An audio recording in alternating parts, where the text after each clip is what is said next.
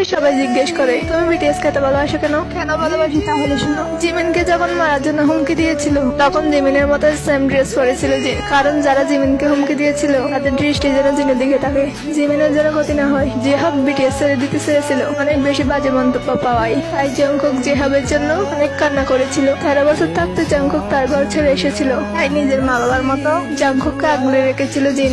এখন জংকুকের কাছে জিন তার প্রিয় মামা বার্ট।